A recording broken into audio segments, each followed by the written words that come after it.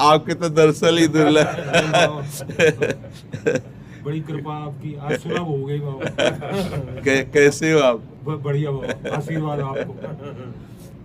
बाबा मैं भी आया हूँ। अरे लालू भैया, ये वो जन है, इनकी जो पत्नी है वो बरसाने की सखी है।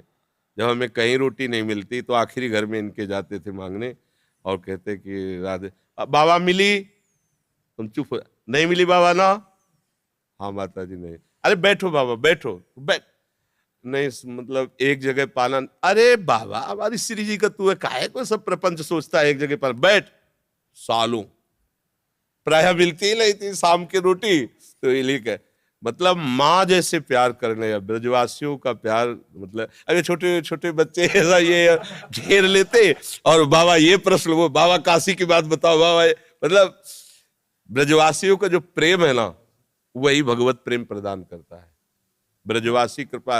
अब ये बालक था, इससे कहा लालू भैया यार मेरे सौभाग्य में तो नहीं आ रहा कि मैं वृंदावन वास करूं, तू बोल दे तो मुझे विश्वास है वृंदावन, बोले जा बाबा हो जाएगा वृंदावन। लालू को दे दियो वो होली की वो मैंने ललता ने भेजी है बाबा। अच्छा अच्छा, प्रसादी बाबा चुंदरी बरसाने गई ना बादन होली वाले दिन, तो बादन लाड लीजिए बाबा। बहुत बहुत उनकी ओढ़ी भैया महाराज जी, ओढ़ी भैया श्री जी की चरण प्रसादी हो। जी जय हो।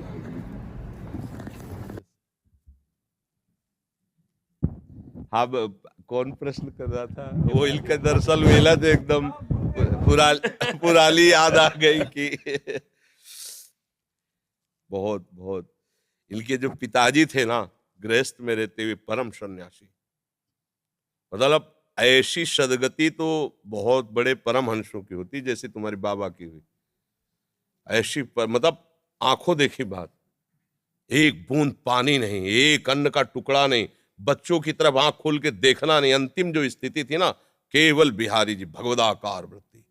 सर हमें लगता कई दिन तक ऐसी स्थिति रही कि उन्होंने पानी भी नहीं पिया। बरसाने बोले दर्शन करके आऊंगो, बरसाने से दर्शन करके जैसे ही घर आए बोले आज से मेरा अन्न बंद है, हाँ अन्न नहीं लूंगा, खाली दूध लूंगा और ठाकुर जी को चरणामृत। आखिरी दिनों में ऐसा सूख के शरीर, ऐसे जैसे योगियों का प्राण जाता है ना, ऐसे इनके बाबा बिल्कुल निरपेक्ष, ना बच्चा न बच्ची न बहू, किसी से कोई मतलब, गृहस्थ और जीवन भी सन्यासी जैसा।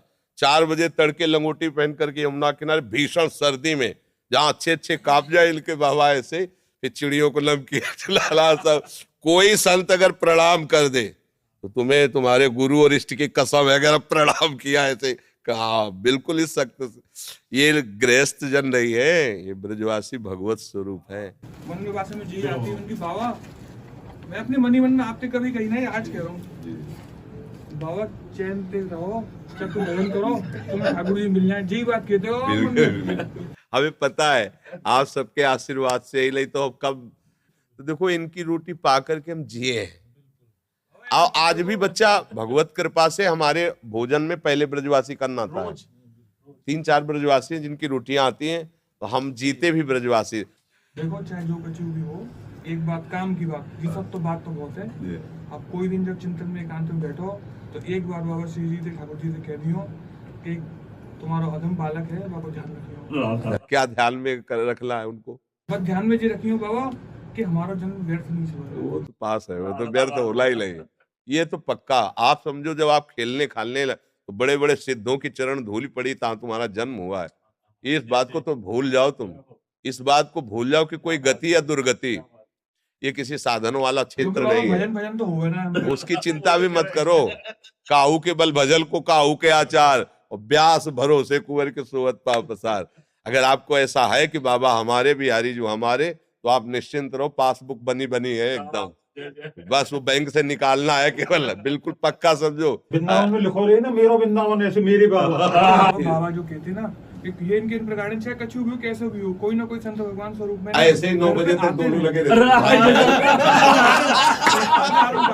हमारे पिताजी कहते बाबा को बहुत दूर हाँ, सीढ़ी से उतरते चढ़ते 1 घंटा बाबा हिल के आते, चलो बच्चों चलो जाले दो बाबा को जाले दो, और ये दोनों लगे रहते खड़े। अब ये चुप होते तो बैल प्रश्न करते।